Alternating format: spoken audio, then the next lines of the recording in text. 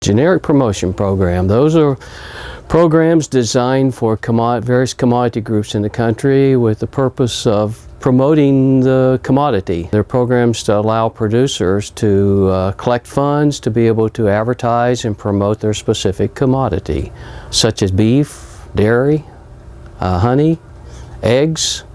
There's probably about 17 of them. They're intended to help producers to fund their own programs and then advertise and promote to the consumers about the commodity. There has to be some assurance that these programs have an economic impact. So on all these programs there is a built-in requirement that they have to be evaluated. At least every 5 years, evaluating the economic impacts of these programs. The honey program just finished their 5-year evaluation. And the question becomes, has the honey program had an economic impact on the honey industry? And been a lot of changes taking place over the last 4 or 5 years.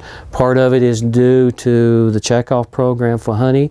Part of it is due to changes in that industry. You know, it's one of those commodities everybody knows about, but you don't think about it. It's really fascinating. Most of the honey goes into manufacturing. Every time you consume a baking good that requires some natural sweeteners, you buy honey. You see honey sweeteners in cereals and many products you're not even aware of. 20 years ago it was 15-20 cents a pound. Now it's up to about $2.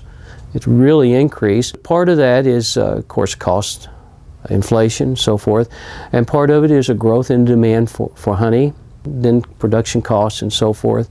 But it has increased. But the surprising thing in the honey industry is the tremendous decline in domestic production. It's called colony collapse, where the colonies have been dying off in the U.S.